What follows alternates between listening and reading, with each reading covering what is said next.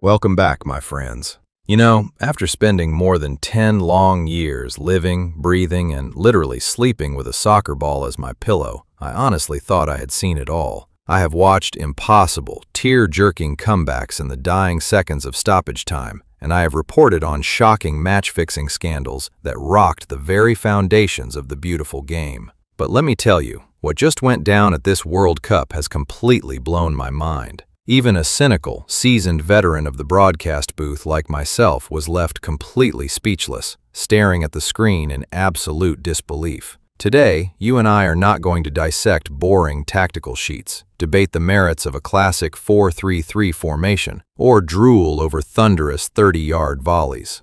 No, we are cracking open a story that is far more scandalous and explosive.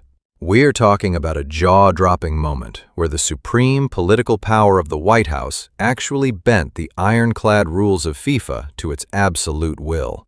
This is a legal and political drama unlike anything we have ever witnessed in the entire history of modern soccer, and it has left the global sports community completely paralyzed. This wild saga kicked off during the United States team's comfortable 2-0 victory over Bosnia and Herzegovina in the round of 32. In the 53rd minute, America's star striker, Folarin Balogun, who had been in absolute scorching form, caught an opponent on the ankle with a nasty challenge. The video assistant referee stepped in. Referee Rafael Cloud brandished a straight red card, and that was supposed to be the end of it. Head coach Mauricio Pochettino and captain Christian Pulisic can scream all they want, but the rules are the rules. A straight red means an automatic ban for the next match against Belgium, with zero right to appeal. However, the true turning point of this theatrical drama did not unfold in the high-tech video assistant referee room, but rather in the prestigious Oval Office of the United States President. According to reports from the Reuters news agency, President Donald Trump personally picked up the telephone to call FIFA President Gianni Infantino. His mission? To strongly suggest and request a complete review of Balogun's harsh suspension. Just think about that for a second. The leader of the free world calling the head of global soccer over a red card.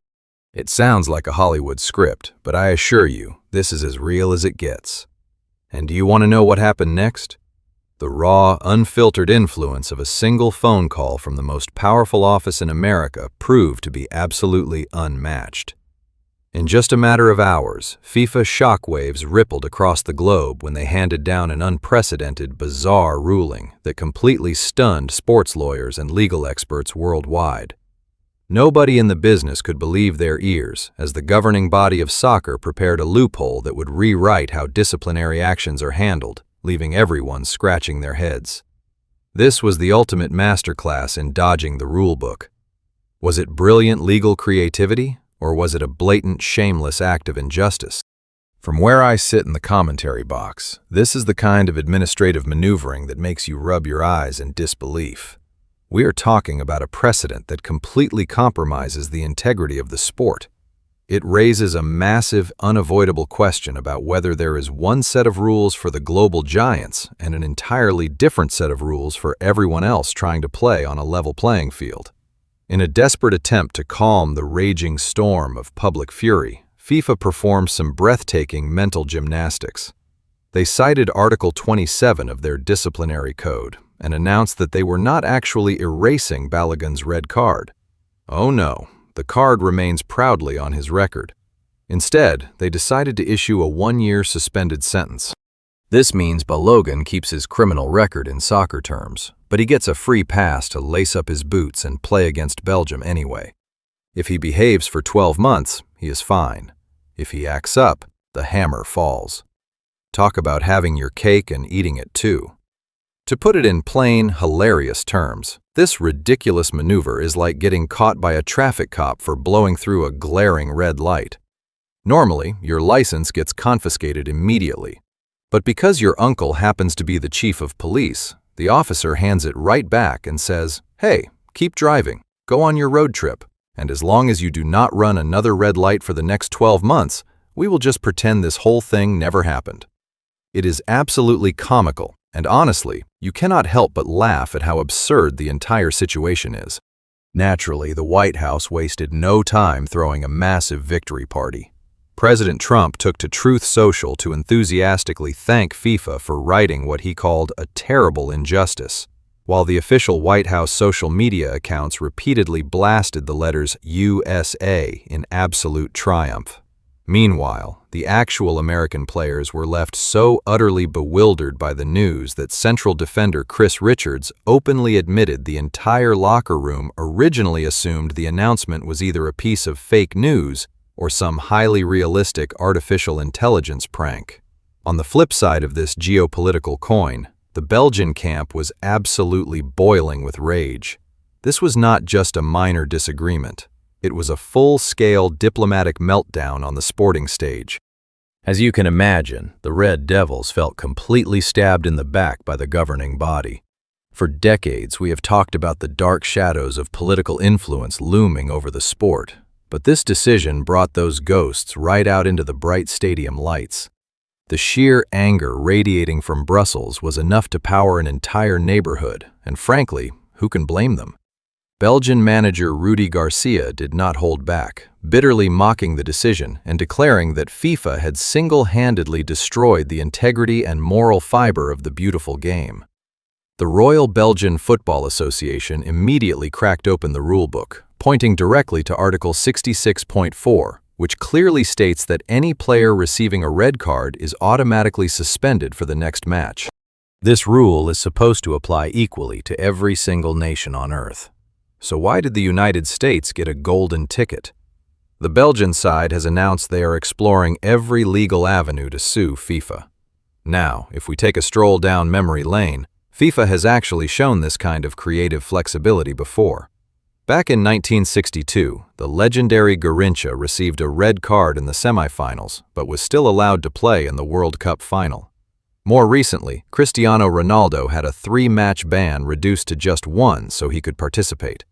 But let us be honest here.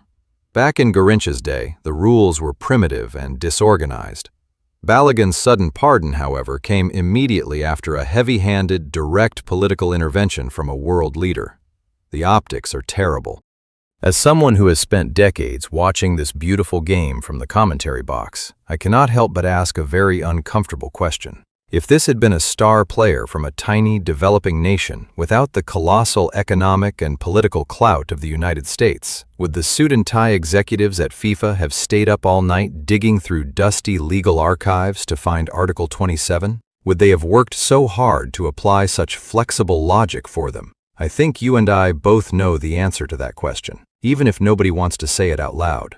Sure, this controversial decision might preserve the commercial appeal of the massive showdown between the United States and Belgium, keeping a star striker on the pitch for the television broadcasters.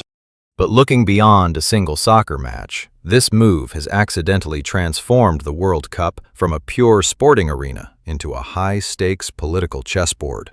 It is a playground where global superpowers flex their macroeconomic muscles. When sports law is filtered through the muddy lens of political interest and raw power, the game loses the innocent beauty that made us fall in love with it. Now, let me turn this over to all of you listening out there. What do you think about this wild situation? Do you view this as a compassionate, player-first decision aimed at protecting the spectacle of the tournament?